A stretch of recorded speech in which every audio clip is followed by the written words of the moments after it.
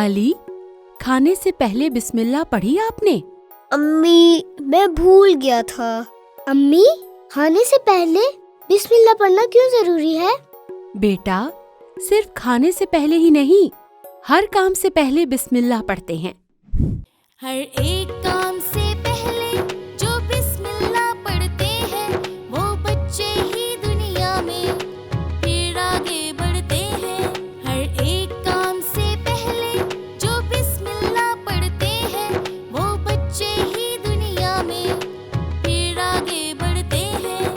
چاہے کھانے کا ہونے والا کچھ کرنا ہو جو اعلیٰ، چاہے ہو کوئی عام سا کام کرنا ہو جو کچھ نرالا، ہر ایک کام سے پہلے جو بسم اللہ پڑھتے ہیں وہ بچے ہی دنیا میں پھر آگے بڑھتے ہیں۔ بسم اللہ پڑھ کے جو رستے پہ اپنے چلتے ہیں وہ بچے پھر ہر ایک منزل سے ملتے ہیں۔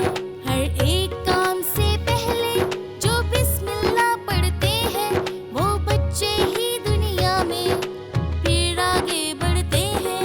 اس میں ہے خوشی اللہ کی اور کامیابی بھی، اللہ راضی ہوں گے نہ ہوگی پھر غلطی۔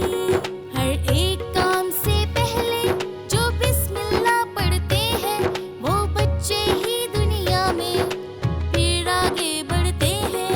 ہر نیک کام سے پہلے جو بسم اللہ پڑھتے ہیں وہ بچے ہی دنیا میں پھر آگے بڑھتے ہیں۔ ہم نے کر دکھایا۔ الحمدللہ۔